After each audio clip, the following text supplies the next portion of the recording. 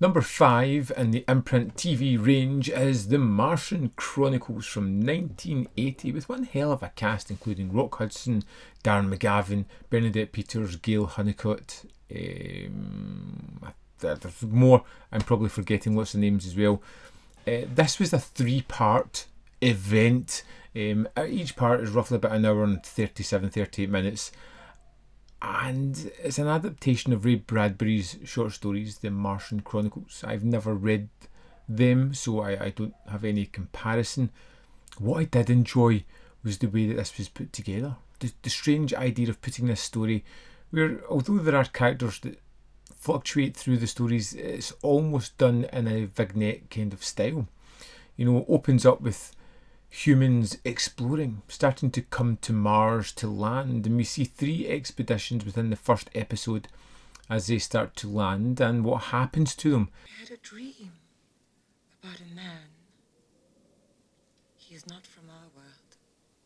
We get to see the Martians, we get to see the world that they have created, a flavour of the idea, and we see the humans as the invaders. Eventually, they start to get a foothold in the planet, causing some serious ramifications, and we meet several people over several stories that have various events and things happen to them on Mars. I don't want to give away too many spoilers, but this kind of jumping between stories and speeding through these events of mankind trying these different trips was an easy way to introduce us into the evolution of mankind hitting Mars and evolving on Mars. And I really liked that idea. It stuck with me straight away.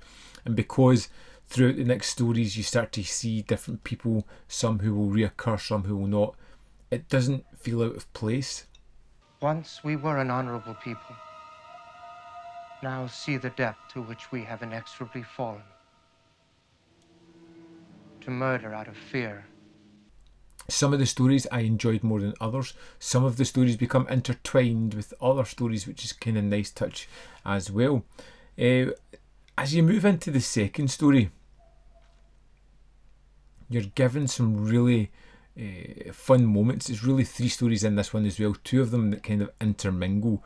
We get sort of an idea of homesteaders. People, it's a kind of allegory for the Wild West, you know, people just taking up land. There is small moments of futuristic tech, but for the most part they're just trying to get by. We have a family who sees a lost loved one. Who is it? What do you want? Someone who they thought had died, and they welcome them back into their life. And in the other story on this second episode, we get a priest arriving from Earth looking for Martians, and a sign that God reaches all the way out to here as well. And to be honest, I really enjoyed both these stories, and I didn't really know where they were going. Unlike the first episode where you have multiple storylines going on, this felt like just 2 strong storylines, fleshed out a little bit more, gave us more characters, and it was really kind of fascinating how it dealt with the inclusion of religion into this world, and how people deal with grief and death, which I kind of enjoyed. Avert your gaze. The more you look, the more I become this. We get to the third episode.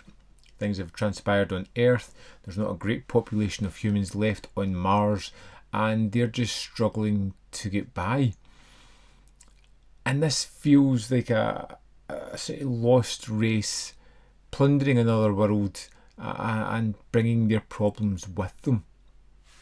I don't want to go through too much more of the storyline because there's so many storylines going on. Planet of Ghosts. I'm not a ghost. I'm alive. You're the one who's dead. Your people were destroyed by a plague. I loved the production standards here.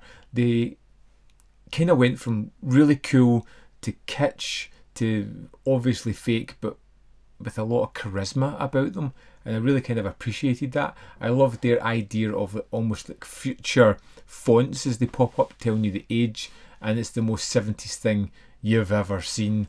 I didn't even care about the inconsistencies about it. I took the story and its allegories for what it was. I didn't look for scientifically factual events of them travelling to a different world.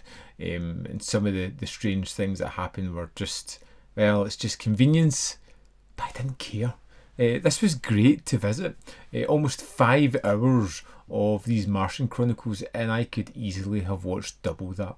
I was enthralled, I was engaged, and I was super interested with the constant changing characters and the different stories that we had. Had a kind of almost Twilight Zone feeling to some of the tales as well. What a really interesting set to release. Let's dive into the extras and have a little look at them.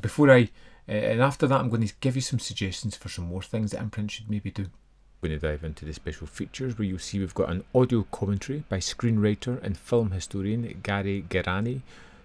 Part 1 commentary, Part 2 commentary. Let's move on to Disc 2. Here we are in Disc 2 for the Martian Chronicles. Let's go into the special features. We have an audio commentary by the screenwriter and film historian Gary Gerani on Part 3. The Makeup Chronicles is an interview with special effects and makeup artist Colin Arthur. This is 8 minutes 32 seconds. Colin spends a lot of time talking about the special eyes, the gold-plated eyes that some of the Martians wear. The Sculpture Chronicles interview with special effects sculptor Brian Muir is 10 minutes 8 seconds. He talks about going to Malta, working there in the kind of environment as it was. The Music Chronicles interview with composer Richard Harvey is 28 minutes 53 seconds and really gets in a good bit of depth about creating the music for this, which is rather good. And finally we have Ray Bradbury, an American icon documentary, which is 45 minutes 55 seconds and is narrated by Rod Steiger and is incredibly fun and informative as well. And that's the extras for the Martian Chronicles. There we go, the extras for the Martian Chronicles, which comes in this great kind of lenticular box here, which is pretty cool. And I would say, yes, pick it up. It's a really kind of fun time to be had. Thinking about this kind of science fiction miniseries, I was struck by what else could they release? What else would fit into the Imprint TV range? And do you know what I would love? I'd love to get V, the miniseries, and V, the final battle. I think that would be a great compendium to get. It's a show that I've long loved and it's just waiting to get that perfect treatment. Hell, I'd even enjoy an Alien Nation box set. Only had 1 season and some TV movies. I love the movie, but I really enjoyed the TV show as well. So I'd love to get that on disc because it's just a great time to be had. But yes, back to the Martian Chronicles. I'd recommend it. I had a hell of a lot of fun with this one, and I would love to know your thoughts if you've seen it, whether you loved it, hate it, found it average, tedious. Let me know in the comment box your thoughts, because you know what, it's a discussion. I want your opinion as much as you're listening to mine. As always, there's more content up here. You can see more of my stuff. In the description box below are links to the Patreon membership program and manvfilm.com, all ways in which you can support me. Thanks for watching, and I'll see you next time.